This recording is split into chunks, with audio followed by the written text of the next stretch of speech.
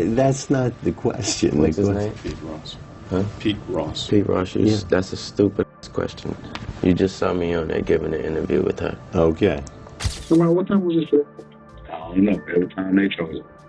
Whatever time the camera showed me not robbing no damn body. I don't know who did.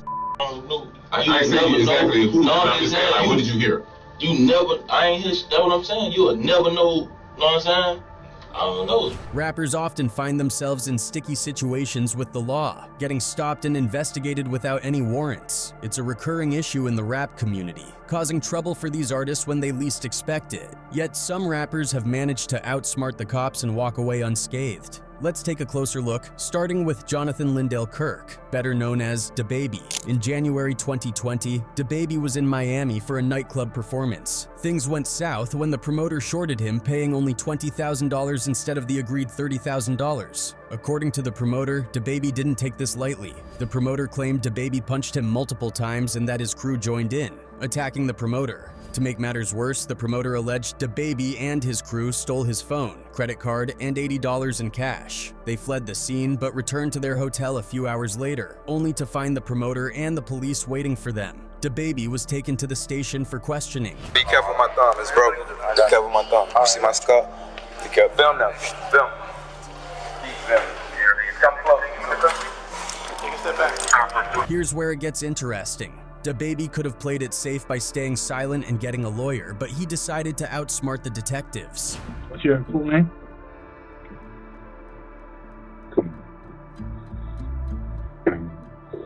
During the interrogation, DaBaby confidently told the detectives he had nothing to do with the incident. He explained that his manager was the one dealing with the promoter about the nightclub gig. When his manager realized the promoter's money was stolen, they didn't want any part of it. The footage from the scene was blurry, and there were no witnesses around, so DaBaby stuck to his story. You didn't. Did you have a business dealing with somebody? No. You didn't. So somebody didn't bring you $20,000 in front of the hotel in your SUV? No, and it was for an event of theirs on the 31st. And lied to them. That person, once he realized they was doing bad business, said nah and left with his $20,000. He made a strong point too. DaBaby told the detectives he had too much money to bother with robbing someone for $80. He mentioned having over $250,000 sitting in his hotel room, making it absurd to think he would steal such a small amount. You'd have let me in my room, you would have saw close to $250,000 cash.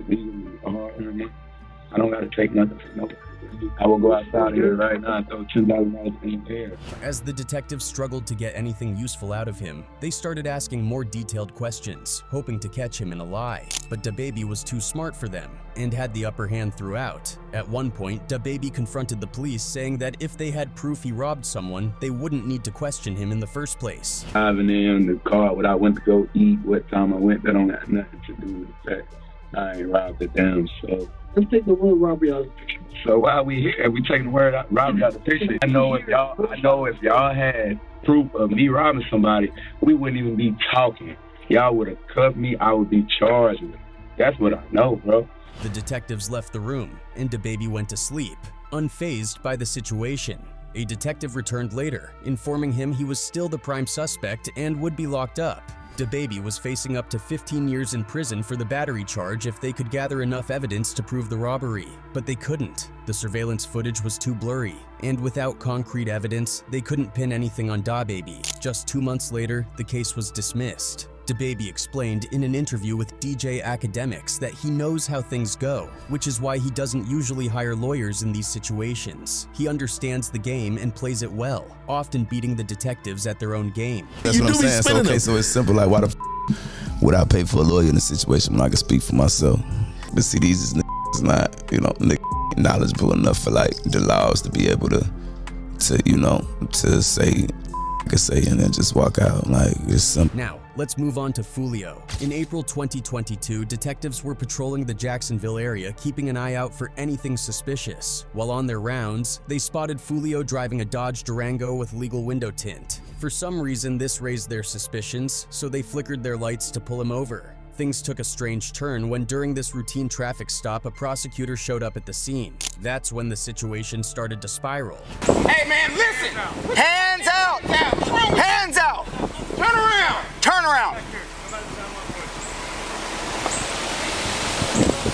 Bring him back. During the stop, the prosecutor took it upon himself to illegally search Foolio's vehicle and even pointed out who he was to the officers. With this new information, the officers took Foolio to the patrol car. Then a detective hit him with a heavy question about the death of his best friend, ATK Mitch. I didn't want to bring it up. I know you can be upset.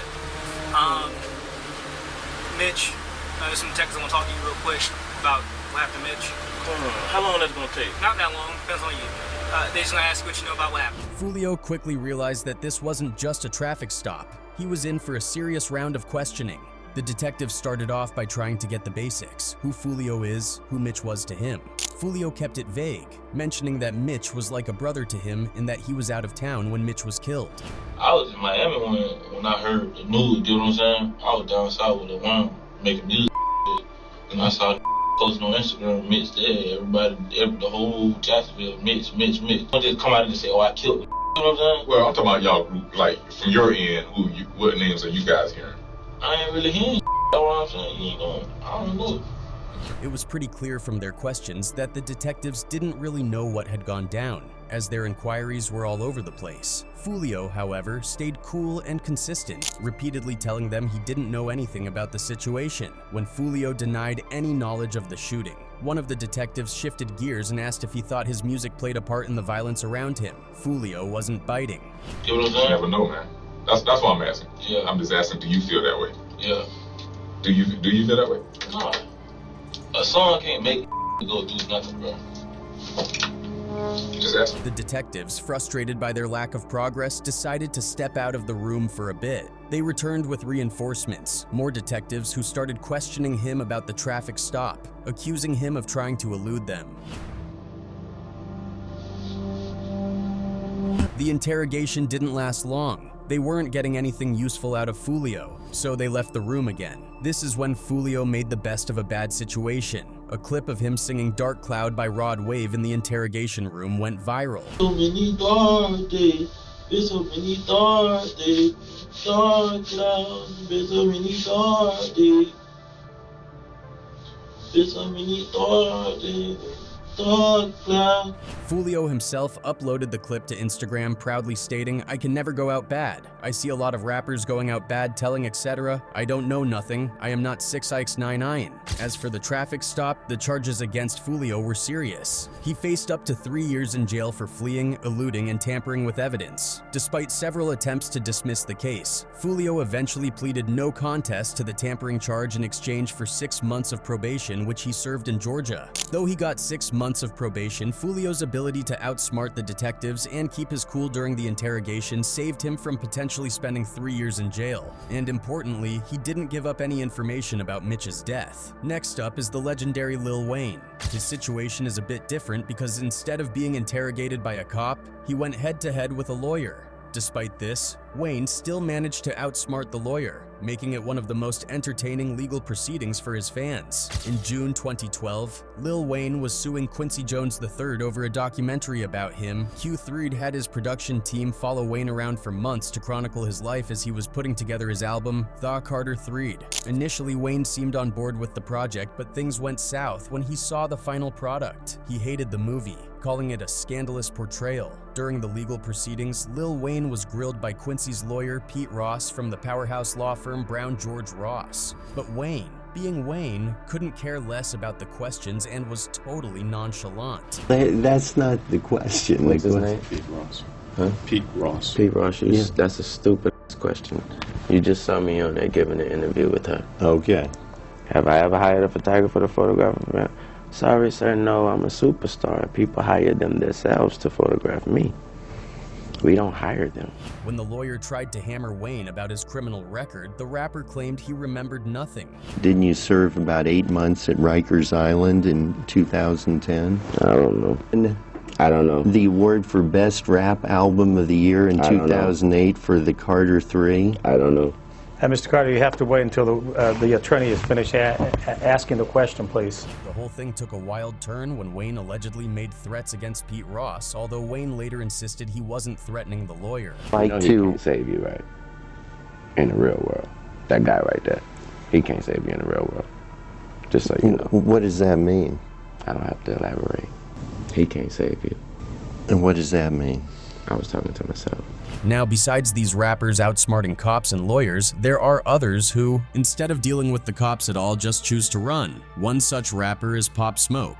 Pop Smoke was a rising star in the Brooklyn drill scene who was tragically killed in February 2020. Pop blew up in 2019 with hits like Welcome to the Party and Dior. Many saw him as the leader of the Brooklyn drill movement, and he was on his way to becoming one of the biggest rappers in the world. Unfortunately, his life was cut short in a robbery gone wrong, preventing fans from seeing him reach his full potential. Despite his untimely death, Pop will always be remembered as an influential artist who brought a lot of attention to the Brooklyn drill scene, with other artists inspired by him continuing his legacy. Before Pop Smoke was an international superstar, he was a regular hustler from Brooklyn, well known in the streets. Pop was a member of the Wu, an umbrella gang that included different Blood and Crip sets. He repped 823, or 8 Deuce Tray Crip, and was closely allied with GS9 and the G-Stone Crip. Just before his death, police pressured him to flip on the gang and give information on both sets, but he refused. However, this wasn't his first run-in with the police. A video surfaced back in 2019 of the rapper getting into it with the cops in the streets of Brooklyn. Pop was from a neighborhood in East Brooklyn called Canarsie, which is where the video takes place. When the clip begins, he's already in mid-argument with the police and things look tense. You can easily identify him by his off-white jacket and black durag. About 4 cops were surrounding him, while one of his friends stood across the street filming the whole thing. Pop was in the middle of a shouting match with the police, and his friend could be heard yelling, "Why are you bringing out handcuffs?" Although you can't see it clearly because a car is in the way. Yo, why are you backing out handcuffs?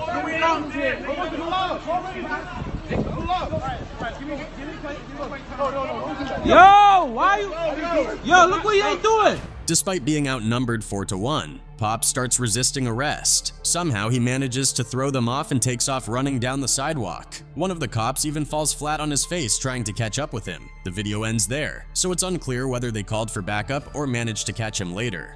Yo, Pop! Yo, Pop! Get off of me! Get off of me! If Pop hadn't become a rapper, he might have had a promising career as a wide receiver or running back in the NFL, given how he managed to shake off 3 or 4 cops and get away, leaving one flat on his ass. He did earn a scholarship to a competitive prep school in Philadelphia to play basketball and only quit because it was discovered he had a heart murmur. It's clear his athletic talents were being used even after he became a rapper. The clip doesn't clarify what the argument was about or why the cops were trying to arrest him. The NYPD is well known for being strict, and Pop Smoke was well known in New York. It's possible the cops questioned him about something minor, and when they pressed him, he got angry. That wasn't the only time Pop Smoke had a run-in with the police on camera. In another incident, Pop was being interviewed outside a grocery store in Brooklyn by Mel's TV when the cops showed up. They came just to tell him and his crew to clear the sidewalk. One of Pop's guys even asked the cop if he was new to the area. And when another cop rolled up, they started bugging out. Yo, bro, the man's is on the corner. There's 2 cops in the corner. Yeah, no, I saw him, but I guess so it's corner, that's all. You could tell they were all too familiar with the police in the neighborhood, and being hassled for minor stuff like blocking a sidewalk was just another day in the life for them. The interview ended without anyone getting arrested, but it was a clear snapshot of how quick the NYPD is to respond to something as trivial as hanging out in front of a corner store while filming an interview. But Pop Smoke isn't the only rapper who's had to book it from the police. Another wild story involves a rapper and his brother who were arrested after a crazy Fast and Furious style chase and shootout with the cops. We're talking about K-Money. K-Money is a rapper from Toronto, Canada. He started gaining attention in 2017 after his song Come Outside racked up over 2 million views within 3 months of being released. Since then, K-Money has been building a career alongside his brother Casper, who is also a rapper. The two brothers grew up in the Alexandra Park area of Toronto and were known to be tight with another neighborhood called Regent Park. Now, the beef between Regent Park and Alexandra Park goes way back to the 90s, well before K-Money and Casper were on the scene. This rivalry has been responsible for a wave of violence in Toronto.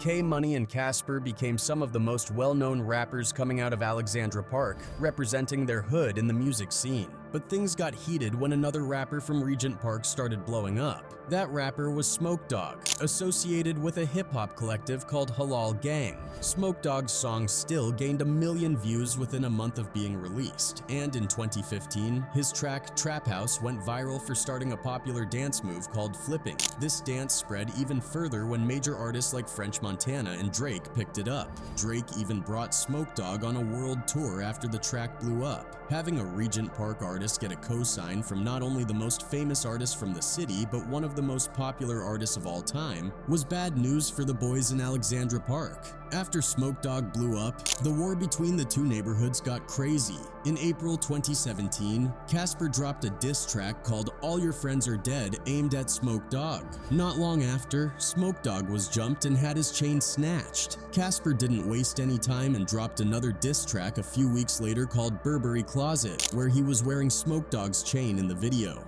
This ignited a violent response, with Casper and K-Money's crib getting shot up multiple times. It was an all-out war at this point. Smoke Dogg responded with his own diss track called Fountain Freestyle, and he shot the video right in Alexandra Park, the housing complex where K-Money and Casper were from. This was the ultimate sign of disrespect, and after that, the boys from Alexandra Park were done with the music and took the beef to the streets. On the night of their arrest, Casper and K-Money decided to pop some Xanax and shoot up Regent Park in broad daylight. They put on ski masks, hopped in a black rental van, and armed themselves ready for action. They let off some shots into a crowd of people, which quickly drew the attention of the police. For some reason, the cops already had a team of undercover officers not far from the scene, and they came to investigate right away.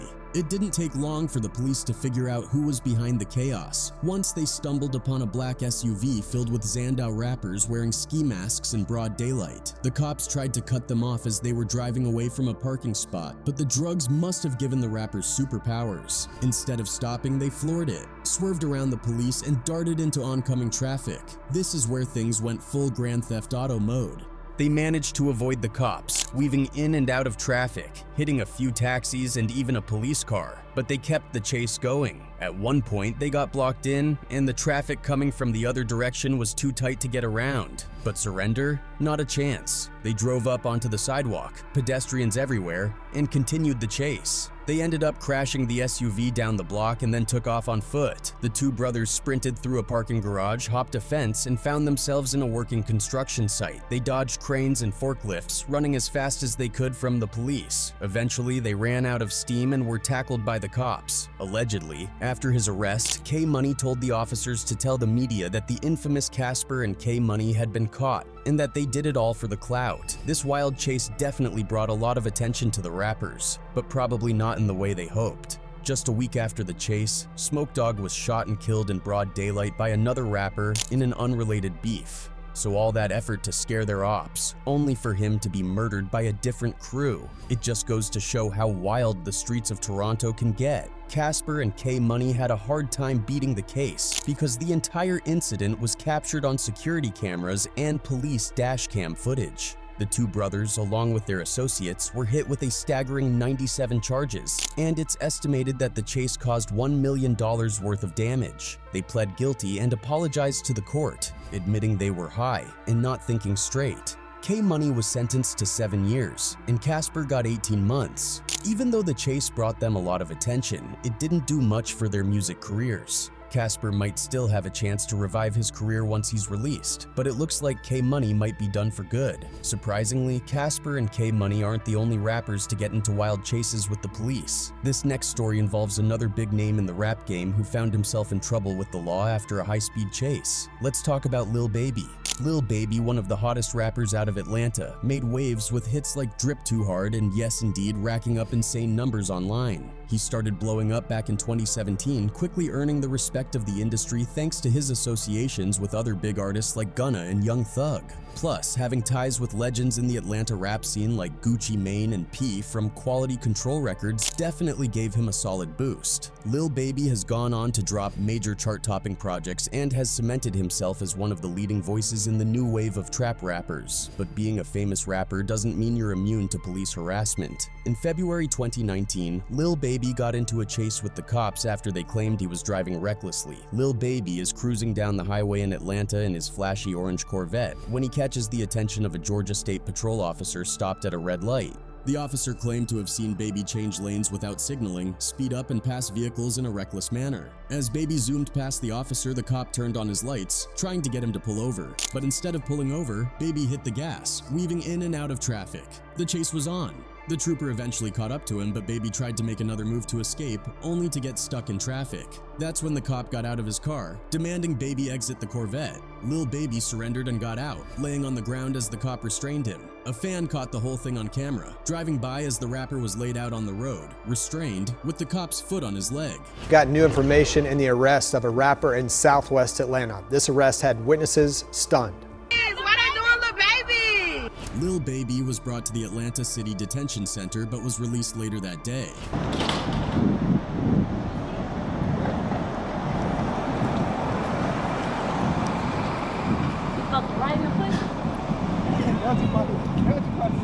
He was charged with failure to use a turn signal, reckless driving, and evading the police. Given Lil Baby's wealth and connections in the industry, he likely only got a slap on the wrist or a fine. But the way the cop had him restrained, you'd think he was armed or carrying drugs. In reality, the only thing he was guilty of was driving recklessly. Whether the cop was genuinely concerned about public safety or just saw a famous rapper and thought he could catch him on some nonsense, it's hard to say.